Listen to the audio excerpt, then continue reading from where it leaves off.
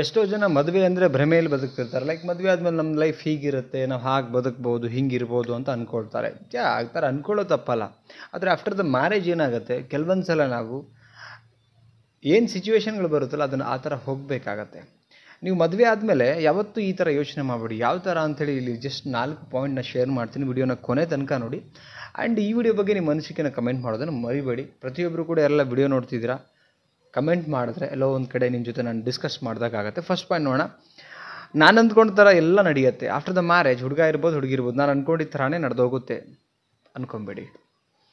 ಯಾಕೆ ಅಂತ ಹೇಳಿದ್ರೆ ಎಷ್ಟೋ ಜನ ಇವತ್ತು ನೋಡಿ, ಮದುವೆ ಅಂತ ಬಂದಾಗ ನಾವು ತುಂಬ ಚೆನ್ನಾಗಿ ಬದುಕ್ತೀವಿ ಅಂತ ಹೇಳ್ಬಿಟ್ಟು ಎಷ್ಟೋ ಜನ ಇವತ್ತು ಡಿವೋರ್ಸ್ ತನಕನೂ ಬಂದಿದೆ. ಡಿವೋರ್ಸ್ ಕೂಡ ಆಲ್ರೆಡಿ ಕೊಟ್ಟಾಗಿದೆ. ಅಂದ್ಕೊಂಡಿದ್ದ ಥರನೇ ಬದುಕ್ತೀವಿ ಅಂತಲೇ ಮದುವೆ ಆಗಿರ್ತಾರೆ, ಡಿವೋರ್ಸ್ ಆಗಿದೆ. ಅಂದರೆ ಇಲ್ಲಿ ಹೊಂದಾಣಿಕೆ ಆಗ್ತಿರಲ್ಲ, ಅಂಡರ್ಸ್ಟ್ಯಾಂಡಿಂಗ್ ಬರ್ತಾ ಇರಲ್ಲ ಇಬ್ಬರ ಮಧ್ಯೆ. ಅದಾದಮೇಲೆ ಕೆಲವೊಂದು ಸಲ ಅಫೇರ್ಗಳಿಗೆ ಹೋಗಿಬಿಡ್ತಾರೆ. ಸೊ ಇದೆಲ್ಲ ಬಂದ್ಬಿಡುತ್ತೆ. ಓಕೆ, ಸಾರಿ.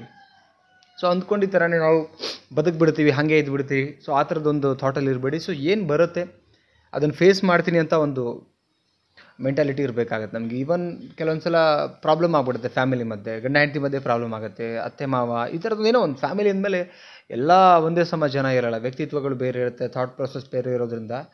ಸೊ ನಾವು ಅಂದ್ಕೊಂಡಿದ್ದ ಥರನೇ ನಮ್ಮ ಲೈಫ್ ನಡೀತಿ ಅಂದ್ಕೊಂಡು ನಾವು ಅಂದ್ಕೊಂಡಿದ್ದ ಥರನೇ ನಡಿಬೇಕು ಅಂದ್ಕೊಂಡು ದಯವಿಟ್ಟು ಮೂವ್ ಆನ್ ಆಗಬೇಡಿ. ಅಲ್ಲಿ ನೀವು ಆ ಎಕ್ಸ್ಪೆಕ್ಟೇಷನೆಲ್ಲ ಬದುಕಿದ್ರೆ ದಯವಿಟ್ಟು ನಿಮಗೆ ತುಂಬ ಹರ್ಟ್ ಆಗುತ್ತೆ, ಕಣ್ಣೀರಿಗೆ ಕಾರಣ ಆಗುತ್ತೆ. ಸೆಕೆಂಡ್ ಪಾಯಿಂಟ್, ಜೊತೆಗಿರೋರು ಯಾವತ್ತೂ ಕೈ ಬಿಡಲ್ಲ. ಯಾವತ್ತೂ ಅದು ಅನ್ಕೋಬೇಡಿ. ಯಾರೋ ಇರ್ಬೋದು, ಅದು ಯಾರೇ ಇರ್ಬೋದು, ಗಂಡ ಇರ್ಬೋದು, ಹೆಂಡತಿ ಇರ್ಬೋದು, ಅತ್ತೆ ಇರ್ಬೋದು, ಮಾವ ಇರ್ಬೋದು, ಯಾರೇ ಇರ್ಬೋದು, ಕೈಯೇ ಬಿಡಲ್ಲ ಅಂದ್ಕೊಂಡು ಹೋಗೋದು ತುಂಬ ದೊಡ್ಡ ತಪ್ಪಾಗತ್ತೆ.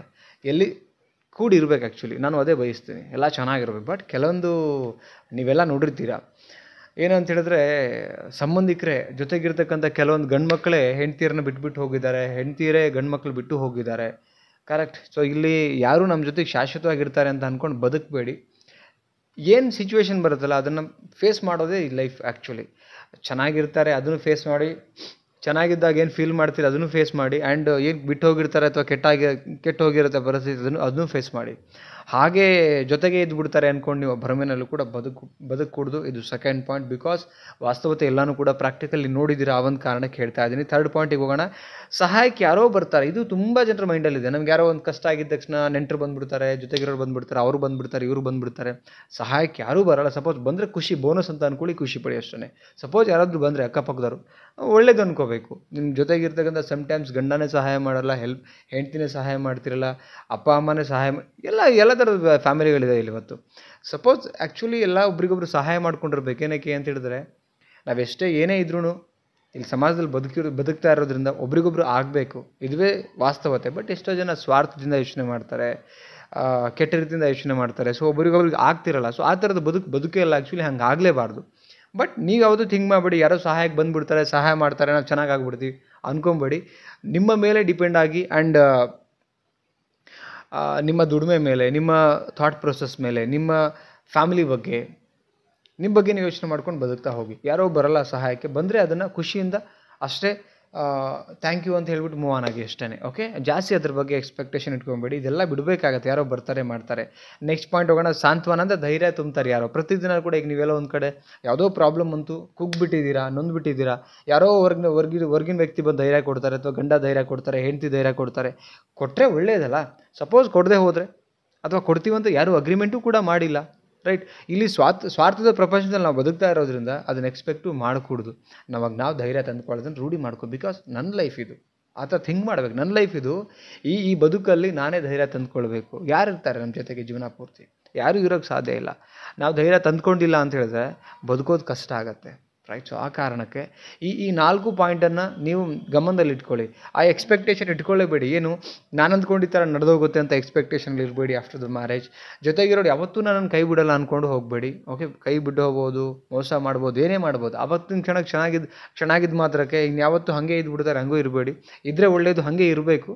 ಬಟ್ ಎಷ್ಟೆಷ್ಟು ನಡೆದೋಗಿದೆ ಆ ಭ್ರಮೆಯಲ್ಲಿ, ಆ ಎಕ್ಸ್ಪೆಕ್ಟೇಷನಲ್ಲಿ ಕೂತ್ಕೊಂಡು ನೀವು ಕಣ್ಣೀರು ಹಾಕಬೇಕಾಗತ್ತೆ. ನೆಕ್ಸ್ಟ್ ಸಹಾಯಕ್ಕೆ ಯಾರೋ ಬಂದುಬಿಡ್ತಾರೆ, ನಮಗೇನೋ ಒಂದು ಕಷ್ಟ ಆದಾಗ ಸಹಾಯ ಮಾಡಿಬಿಡ್ತಾರೆ, ಆ ಎಕ್ಸ್ಪೆಕ್ಟೇಷನಲ್ಲಿ ಇರಬೇಡಿ. ಇಲ್ಲಿ ಯಾರು ಮಾಡಲ್ಲ. ಅವ್ರವ್ರ ಲೈಫ್ ಅವ್ರಿಗೆ ಕಷ್ಟ ಆಗ್ತಿರುತ್ತೆ. ನಮ್ಮ ಲೈಫ್ನ ಹ್ಯಾಂಡಲ್ ಮಾಡೋದನ್ನು ನಾವು ಕಲಿಬೇಕಾಗತ್ತೆ. ನೆಕ್ಸ್ಟ್ ಪಾಯಿಂಟ್, ಧೈರ್ಯ ಯಾರೋ ತಂದುಬಿಡ್ತಾರೆ. ಇದು ತುಂಬ ದೊಡ್ಡ ತಪ್ಪು ಆ್ಯಕ್ಚುಲಿ. ಯಾರೋ ಪ್ರತಿದಿನ ಕೂಡ ಬಂದು ಧೈರ್ಯ, ಒಂದು ಸಲ ಯಾರೋ ಧೈರ್ಯ ಕೊಡ್ಬೋದು, 2 ಸಲ ಬಂದು ನಿಮಗೆ ಧೈರ್ಯ ಕೊಡ್ಬೋದು, 3 ಸಲ ಬಂದು ಧೈರ್ಯ ಕೊಡ್ಬೋದು. ಪ್ರತಿ ಕ್ಷಣನೂ ಕೂಡ ಬಂದು ಯಾರೋ ನಿಮಗೆ ಧೈರ್ಯ ಕೊಟ್ಬಿಡ್ತಾರೆ. ಅಂತ ಅಂದ್ಕೊಳ್ಳೋದು ತಪ್ಪಾಗುತ್ತೆ. ಆ ಎಕ್ಸ್ಪೆಕ್ಟೇಷನಲ್ಲಿ ಬದುಕಬೇಡಿ. ಬಿಕಾಸ್ ನಾವು ನಮಗೇನು ಬೇಕು, ನಮಗೆ ಯಾವ ಥರ ಇರಬೇಕು ನಮ್ಮ ಲೈಫ್ ಅಂದ್ಕೊಂಡು ನಾವು ಸಾಕ್ತಿದ್ದೀವಿ ಅಂದಮೇಲೆ ಆ ಜರ್ನಿ ಒಳಗಡೆ ನಾವೇ ಧೈರ್ಯ ತಂದುಕೊಳ್ಳೋದನ್ನ ರೂಢಿ ಮಾಡಿದ್ರೆ ಮಾತ್ರ ತುಂಬ ದೂರ ಹೋಗ್ಲಿಕ್ಕೆ ಸಾಧ್ಯ. ಇಲ್ಲ ಅಂತ ಹೇಳಿದ್ರೆ ಇನ್ಯಾರೋ ಬರ್ತಾರೆ ಅಂತ ಹೇಳಿದ್ರೆ ಅವ್ರಿಗೆ ಎಲ್ಲಿ ತನಕ ಅವಶ್ಯಕತೆ ಇರೋದು ಅಲ್ಲಿ ತನಕ ಇರ್ತಾರೆ, ಬಿಟ್ಟು ಹೋಗ್ಬಿಡ್ತಾರೆ.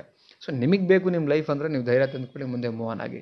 ಈ ಮದುವೆ ಆದಮೇಲೆ ಈ 4 ಪಾಯಿಂಟ್ಸ್ ತುಂಬ ಮುಖ್ಯ. ಎಕ್ಸ್ಪೆಕ್ಟೇಷನ್ ಇಟ್ಕೊಳ್ದಿರಾ ಬದುಕಿದ್ರೆ ಮಾತ್ರ ಈ ಬದುಕಲ್ಲಿ ನಿಮಗೆ ಎಂಥ ಸಿಚುವೇಶನ್ ಬಂದರೂ ಕೂಡ ಹ್ಯಾಂಡಲ್ ಮಾಡಿ ನಗ್ನಗ್ತಾ ಫೇಸ್ ಮಾಡಿ ಈ ಬದುಕಿಗೆ ಒಂದು ಅರ್ಥ ಕೊಡೋಕ್ಕೆ ಸಾಧ್ಯ. ಸ್ನೇಹಿತರೆ ಇದರಲ್ಲಿ ಯಾವ ಪಾಯಿಂಟ್ ನಿಮಗೆ ಇಷ್ಟ ಆಯಿತು ಅದನ್ನು ಕಮೆಂಟ್ ಮಾಡಿ ತಿಳಿಸಿ. ಆ್ಯಂಡ್ ನಿಮ್ಮ ಫ್ರೆಂಡ್ಸ್ಗಳಿಗೆ ಶೇರ್ ಮಾಡಿ ವಿಡಿಯೋನ.